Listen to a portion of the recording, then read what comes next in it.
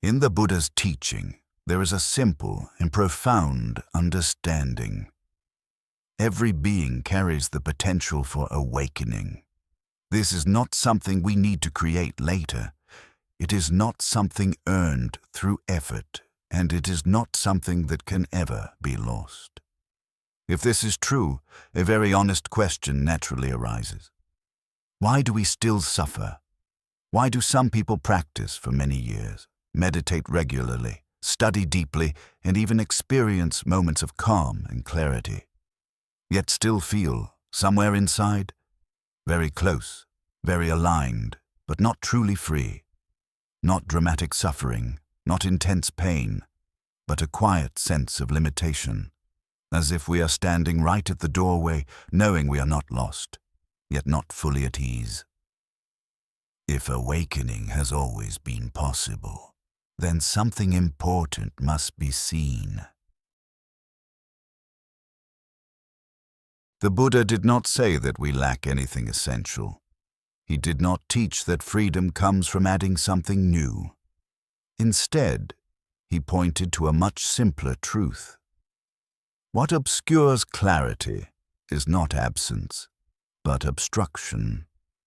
There are conditions of the mind that quietly cover our natural clarity, moment by moment, so subtly that we live inside them without noticing.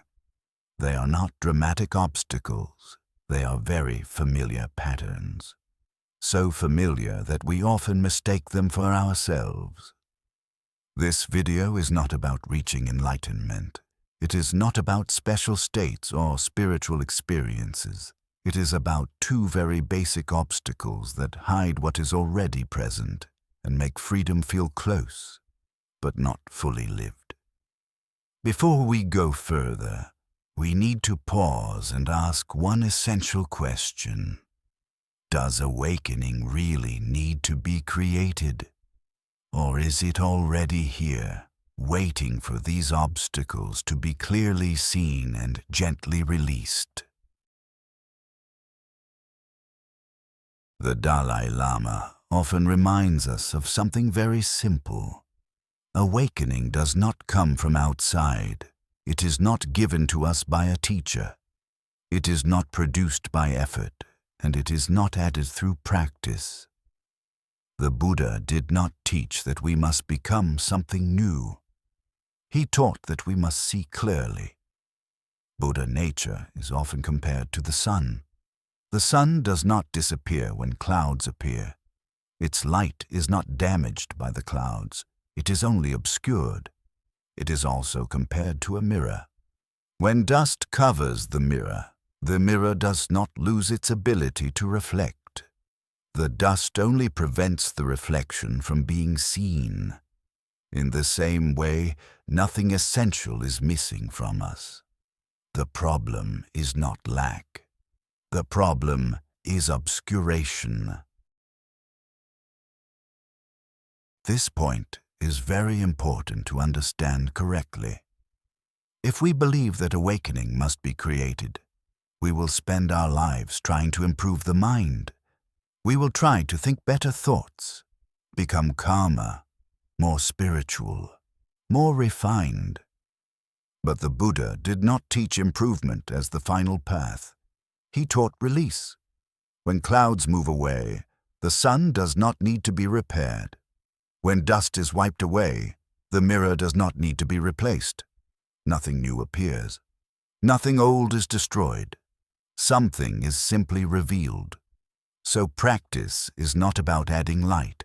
It is about seeing what blocks the light. It is not about becoming pure. It is about recognizing what temporarily covers clarity. This changes the direction of the entire path. Instead of asking, "How do I create awakening?" we begin to ask a much quieter question. If Buddha nature has always been here, what is the first thing that hides it? The first obstacle that hides our natural clarity is what the Buddha described as afflictive emotions. These are not abstract concepts. They are very familiar experiences. Desire that pulls us forward, anger that tightens the body, fear that contracts the heart, attachment that refuses to let go. When these emotions arise, the mind does not remain open. It reacts. We speak quickly, we defend, we withdraw, we cling. In those moments, clarity is not lost, but it is covered. The mind is no longer free to rest. It is pulled by circumstances. This is what makes suffering feel personal, not because emotions exist, but because they take the steering wheel. Afflictive emotions move the mind. They disturb its natural balance. This is the first way Buddha nature becomes obscured. There are clear signs when this obstacle is active. We lose freedom in our reactions. Something small happens. A word, a noise, a request, and the body tightens. We try to protect calm.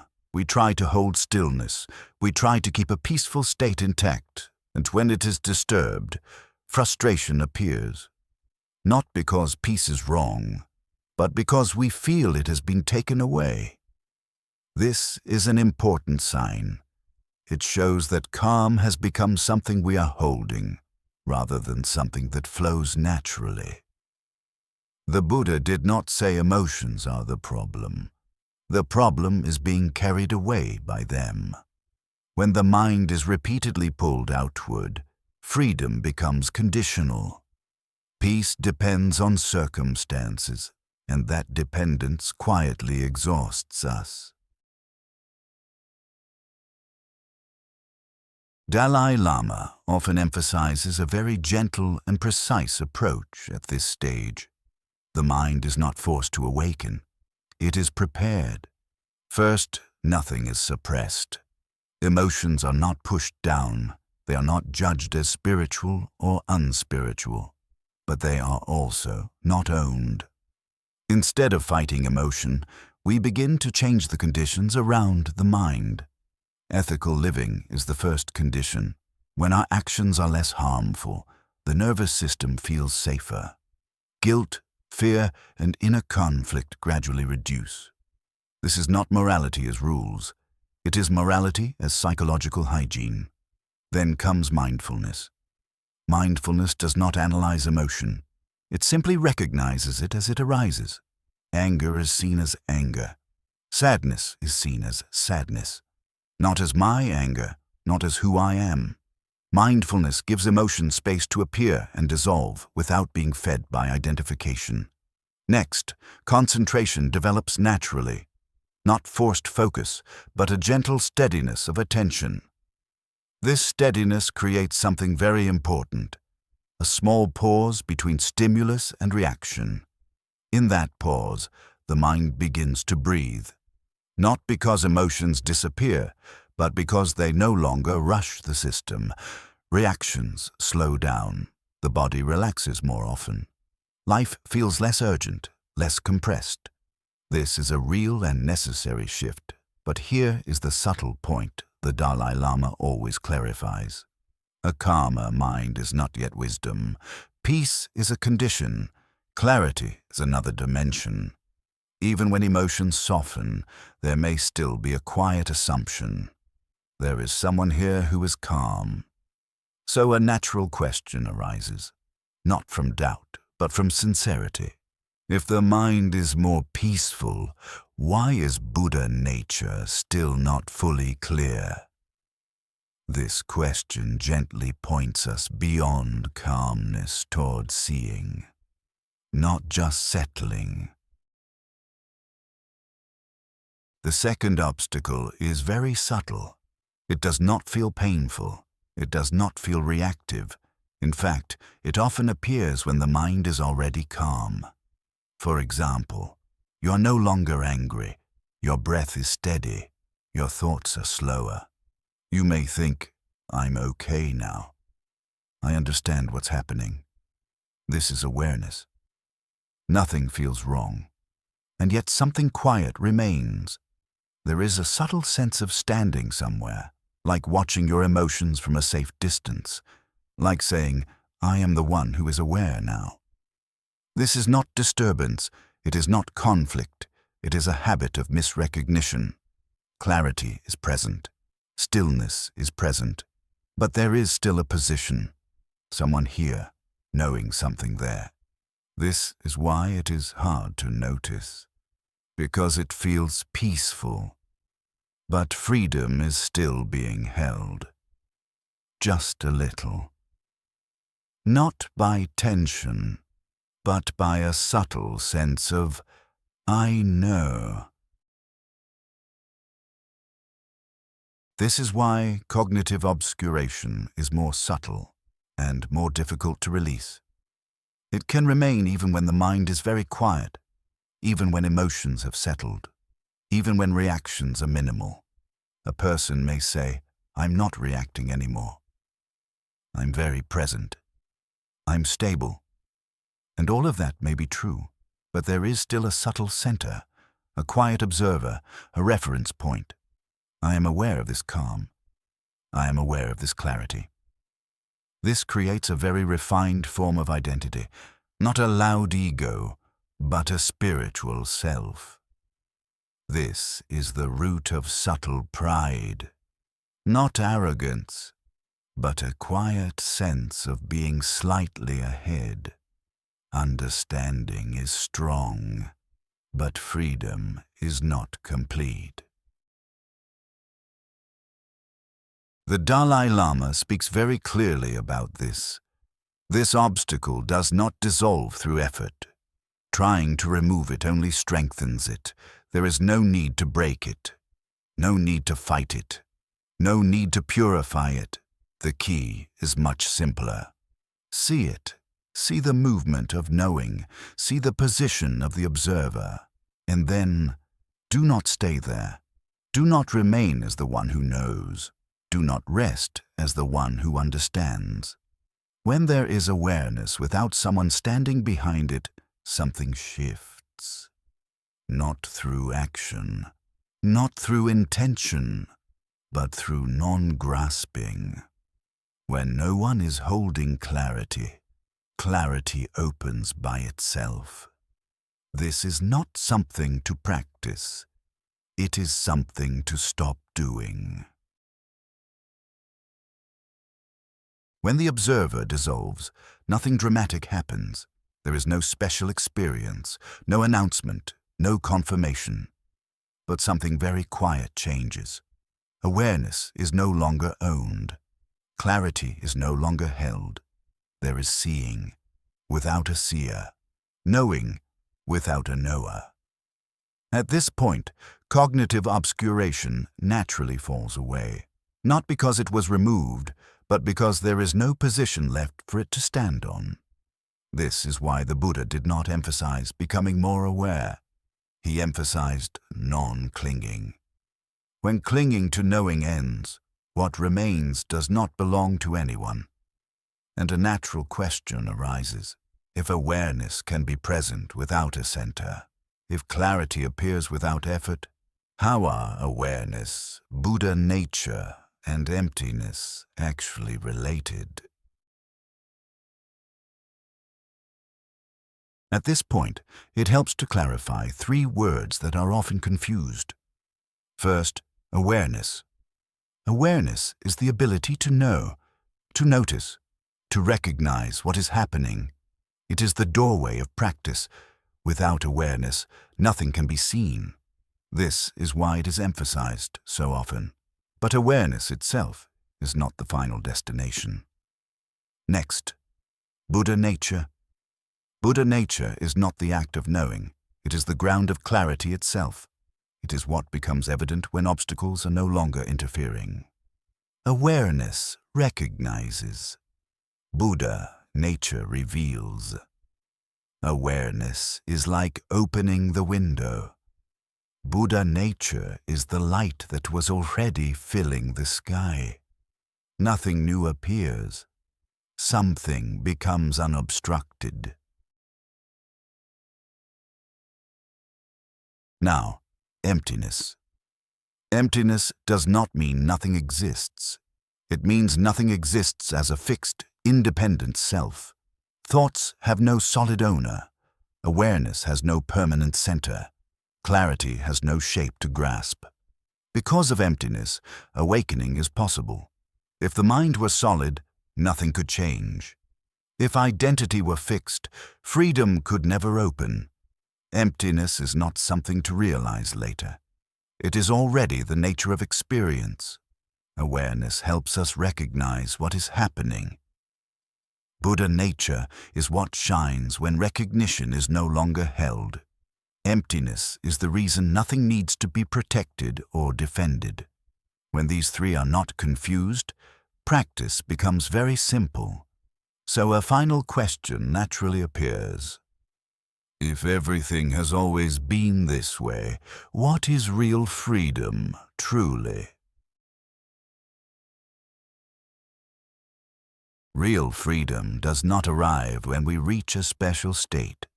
It does not come when awareness becomes stable, or when calm lasts longer. These can be beautiful experiences, but they are not freedom itself, because anything that can be held can also be disturbed. As long as we are trying to maintain a state, life still has the power to interrupt us. A sound, a person, a demand.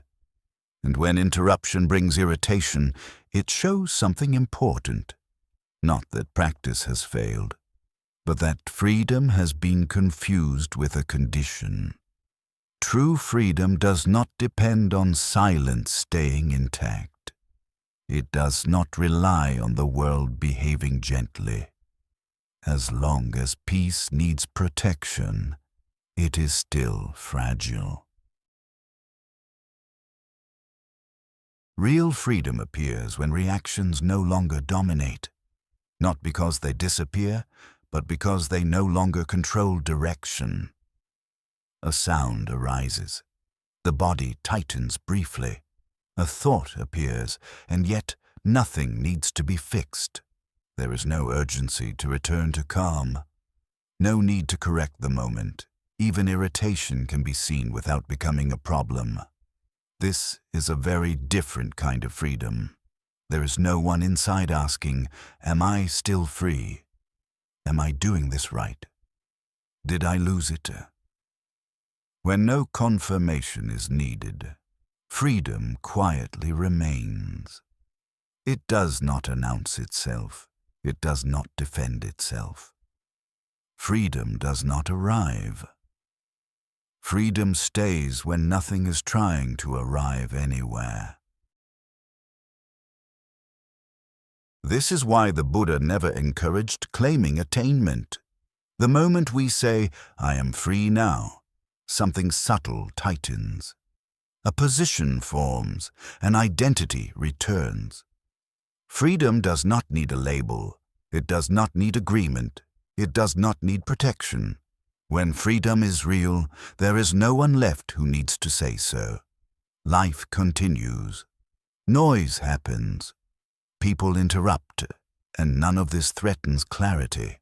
Not because the world became quieter, but because nothing inside needs the world to be quiet. So a gentle question arises. If freedom is not something to reach, and not something to declare, does a practitioner ever need to say, "I am done"? The Dalai Lama often reminds practitioners of something very simple. Do not become proud. Do not declare realization. Do not fix an identity around progress, not because realization is denied, but because naming it creates a position. The moment we say, "I have arrived, I am free now, I understand this," a very subtle grasp appears. Not a loud ego, just a small reference point. Someone who has something, someone who stands somewhere. True freedom does not need to be announced. It does not ask for recognition. It does not seek confirmation. When freedom is real, there is no urge to defend it. No need to explain it, no need to hold it in place. Silence becomes enough.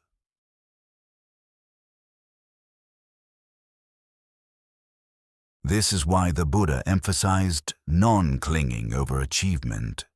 Not clinging to suffering, not clinging to calm, not clinging even to clarity. When nothing is held, nothing needs to be protected. Life continues to move. People come and go, situations change, and freedom quietly adapts without resistance. There is no sense of loss when noise appears, no sense of gain when silence returns. Nothing is owned, nothing is claimed. So a natural question arises: if freedom does not need to be declared, if it does not require a position, how do we live so that this freedom continues to open naturally and effortlessly in everyday life? So how do we live with this freedom? Very simply, we live ordinary lives. We work. We care for our family. We teach. We rest. We respond to what needs to be done. There is no need to monitor the mind. No need to check whether awareness is still present. No need to interfere when the mind naturally settles. Thoughts may arise. Old stories may return. Reactions may briefly appear. And none of this requires correction. When nothing is being forced, the mind knows how to return by itself. Freedom does not ask for special conditions. It does not require silence to be protected. It moves naturally through daily responsibilities, through noise, through interruptions. Life does not need to change for freedom to remain. This is where practice quietly ends. Not because something is finished, but because nothing more is required. There is no inner project, no effort to maintain clarity, no need to hold on to stillness. What arises, arises. What settles, settles. Nothing needs to disappear. Nothing needs to appear. What remains knows how to be free. This freedom is not dramatic. It does not announce itself. It simply allows life to unfold as it is. So if you are listening to this while working, while caring for others, or simply breathing, know this: you're not behind. You're not missing anything. There is nothing to rush toward. Freedom continues to open, not through striving, but through allowing.